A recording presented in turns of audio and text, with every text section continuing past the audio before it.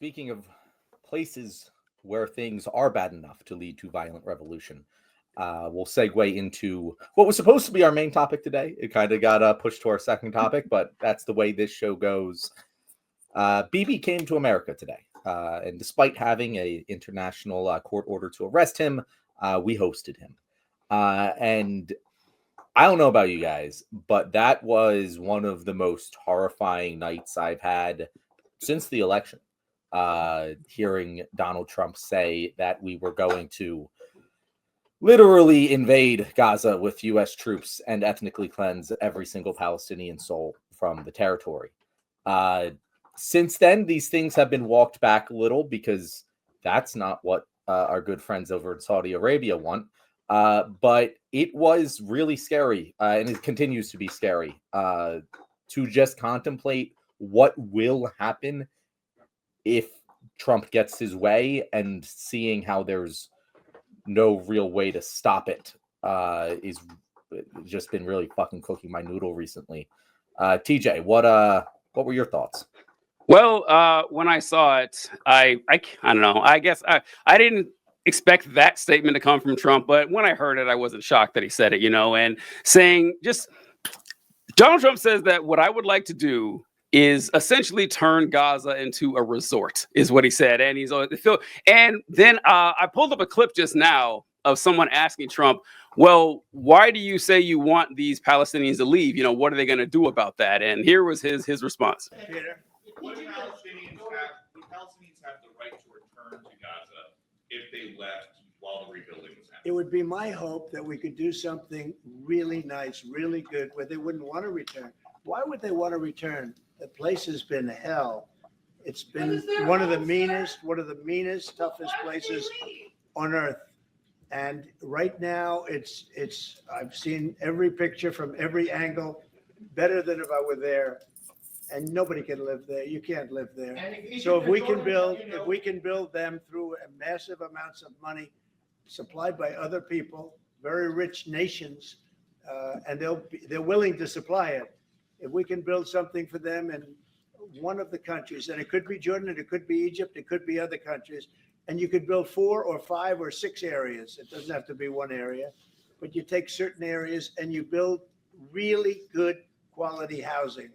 All right, that's enough. Okay, so for those of you who may not have heard, they asked, well, what if the over 1.5 million Palestinians don't want to leave Gaza? Which I hope I don't have to explain to anybody is ethnic cleansing. That is the textbook definition of it. We want everyone of this ethnicity out of this location so we can repopulate with someone else. And Trump says, well, listen, the place is horrible. Why would they want to come back? It's like, okay, well, your whole plan is to get people to come in. So what are you talking about here? Like, you can't have it both ways.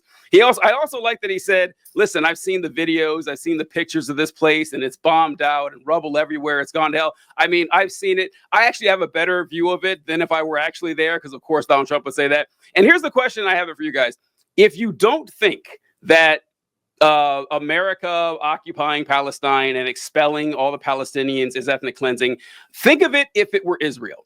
What if the United States says, you know what, Israel is a hotbed of war and disaster and injustice. We're going to go in, remove everyone from Israel and populate with someone else. You're telling me you wouldn't say that was ethnic cleansing? I would. That's what I would say.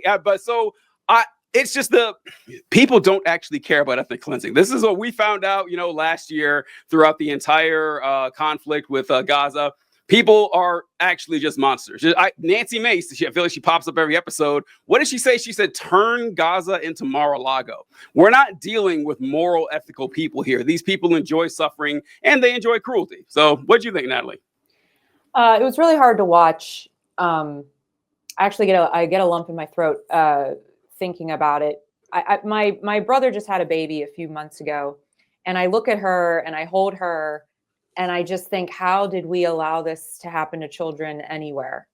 I can't imagine what that would feel like as a mother or an aunt to hold your niece or your nephew and their limbs are gone or they're dead because of the carpet bombing, because of the genocide, because these people, no matter what, Jon Stewart said something. He said, no matter what Palestinians lose, Yeah. Like nobody wants them.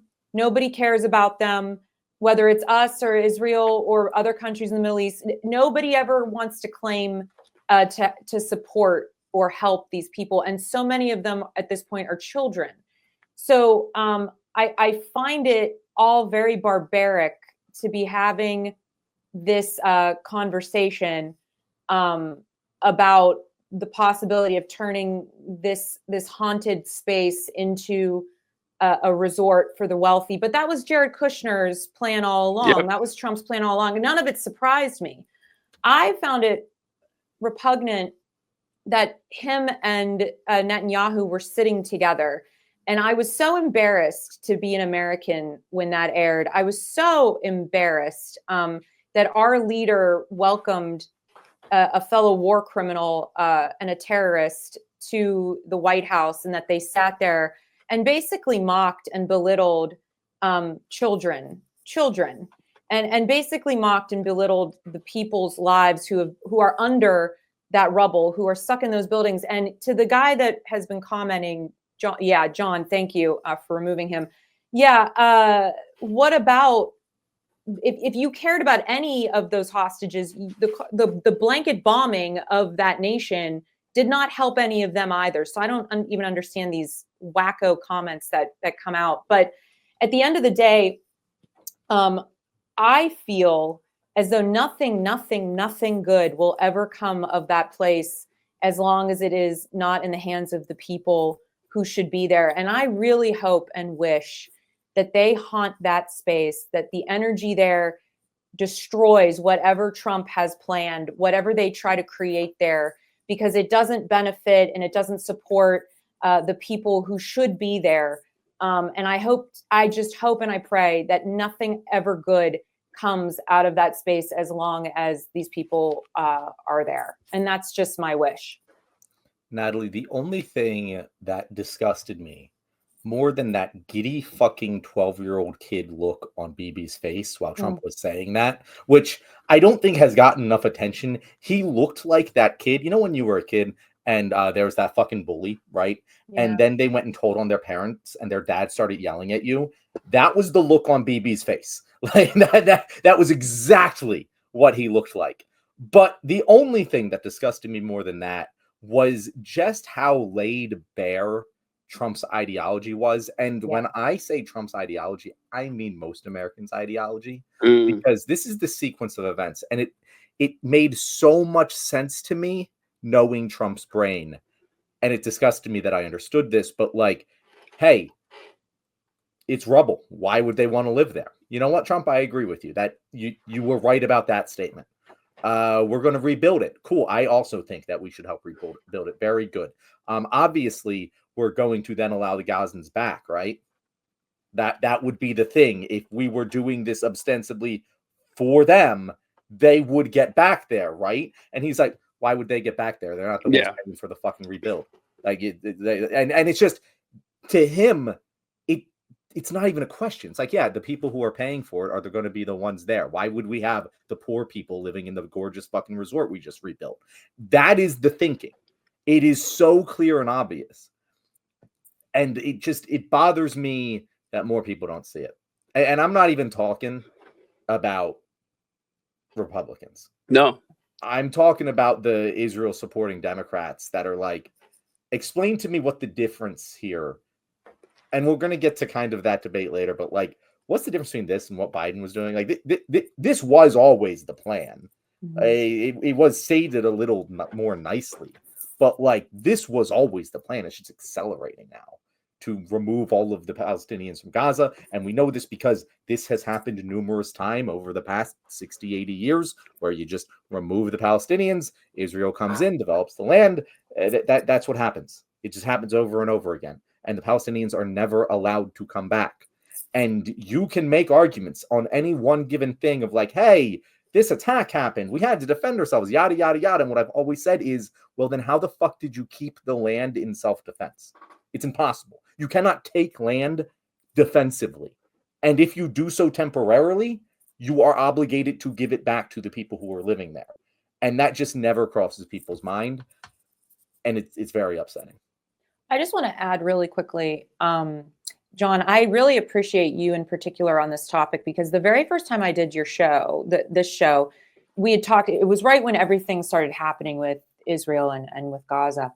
And I didn't know that much. I knew enough, but I didn't know a lot. And you were so passionate and you were so focused on this particular topic as something that you really, really cared about. You were the real impetus as to why I started really digging into understanding this more fully. So I just want to thank you, because I now, understanding the history and the context, and having talked to people on my radio show on from many different perspectives and vantage points, I just come back to the fact that, like, at the end of the day, people deserve to be in the land of their ancestors if that's where they choose to be. And the fact that these people are going to be denied that is so incredibly heinous, but so on brand for the United States.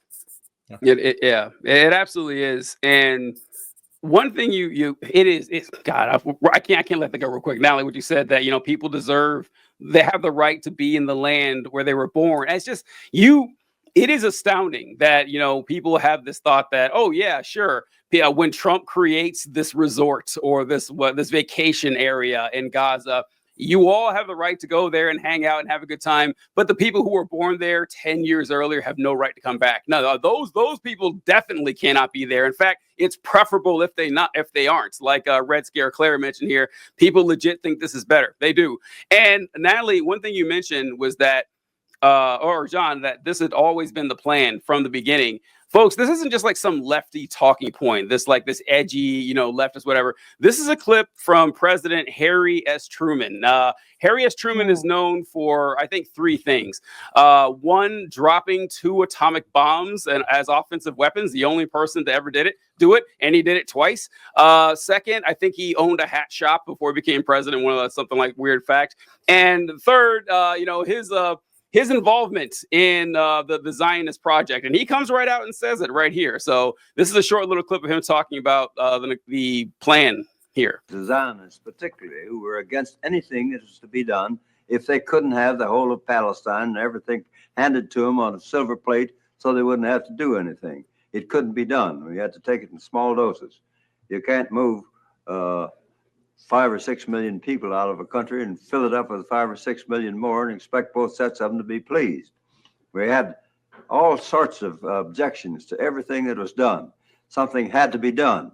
We went ahead and done it and had it done, and now it's working out. Eventually, I think we'll have them all satisfied, but it's going to take a great deal of time yet to get the job done.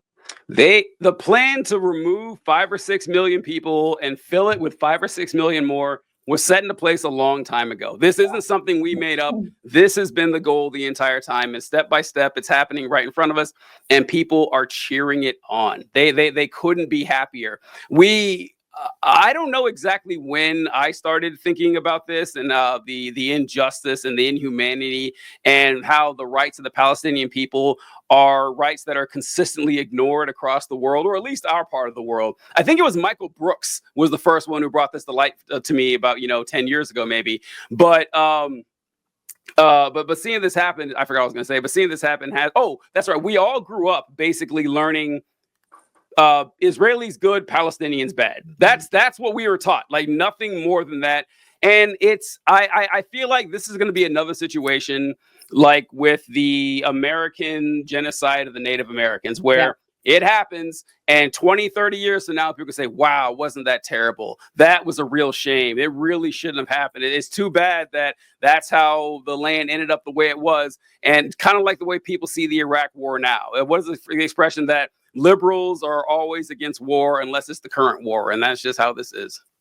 It's Natalie. First of all, I appreciate you saying that about me and my I don't know, humility mandates that I say there are many better sources than me to learn about this. I love that I was able to inspire you, and I am sure that I have inspired others. But people have been doing this since long before me. As TJ said, this has been going on for many, many years. And this is actually one of those topics. Like, I've been talking about this since before I had a platform. And it's something I talked about early on in the days of, basically not having a platform, but still making this content. I've been doing this since before October 7th. And I feel like this has become a in vogue to talk about. And honestly, before October 7th, it was just straight up considered anti-Semitic to even suggest that Palestine is being occupied, that it's an apartheid state, that there's massive human rights abuses being committed by Israel, despite the fact that it was clearly fucking documented. Just a few years before October 7th, Israel assassinated an American journalist in fucking Palestine. I forget if she was in the West Bank or Gaza at the time. And not only that, not only did they shoot her with a sniper rifle while she was wearing a press vest, they then assaulted her fucking pallbearers while they were carrying her coffin. Shireen Abdu Akla, I believe her name was. I'm sure I'm butchering that pronunciation. I apologize.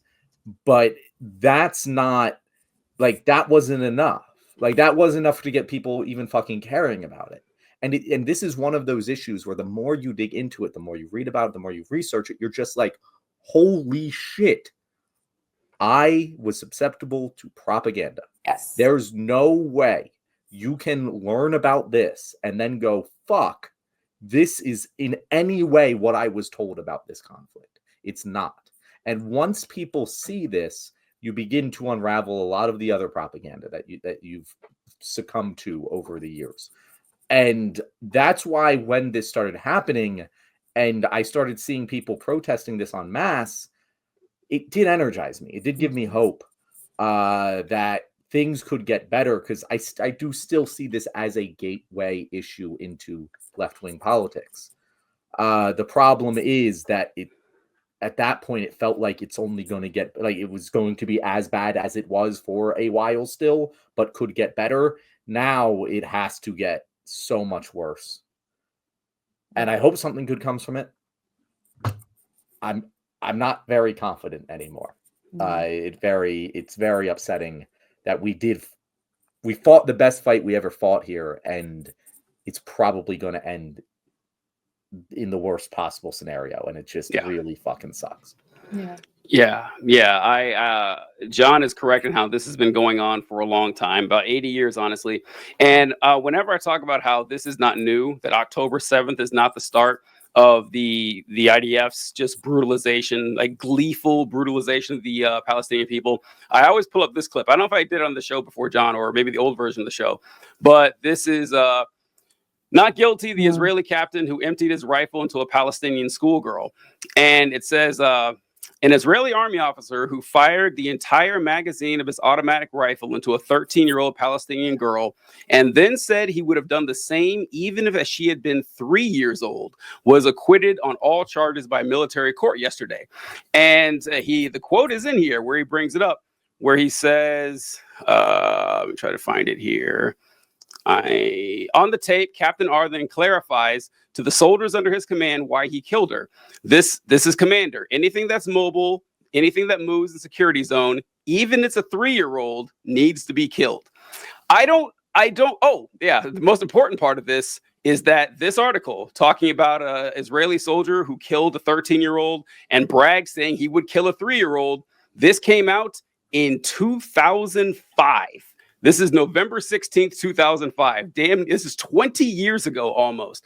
This isn't new. And unfortunately, it's not getting any better. I mean, I wish more people were more fired up about this and were more outraged by this injustice and this cruelty. But unfortunately, the American people just aren't there. They're not. They will be when it's too late. That is our show, guys. Thank you for those of you who have watched our extra long extended edition of The Left Wing. If you enjoyed this video, whichever one you just watched, let us know what you think. If you disagreed with us, if you like the new segment format, we want to hear it all. And if you have any questions for us, definitely send them to leftwingpod@gmail.com. If you want to know where to find our wonderful guest, Natalie, how about you tell people where they can find you? They should know by now. You've been on. I appreciate always being on with you guys. I had so much fun as always. And you can find me on Instagram, Facebook, LinkedIn, Twitter, TikTok, all of them at Natalie Bencivenga. You can also go to my website, nataliebencivenga.com. And I just started a Substack newsletter, which has been super fun. And I think I'm up to like 80 some subscribers already, which Nice. is really cool in just a couple weeks. So if you want to check me out over there, I'm doing a Facts Over Fear newsletter, which is an extension of my web series Facts Over Fear that I do with Penn Capital Star. And yeah, I appreciate being with you guys. And you can also check me out on the radio, kdkaradio.com. Every Saturday, I'll be on this week from 2 to 5. We will make sure to follow your Substack with our new Substack as well. If you look up the Oh. Left Wing, we also posted our first Substack. So we got to do. I don't know how. So Substack works. cool. We're still learning, but we'll do a joint one at some point. I like it. Thanks so much, Natalie. Folks, we do hope you appreciated our extra long extended edition of the Left Wing this episode. And if you joined us late and you want to catch John theorizing about the extra long capacity of John Fetterman's throat, be sure to check out our first segment. We'll see what we got there. Catch you guys later.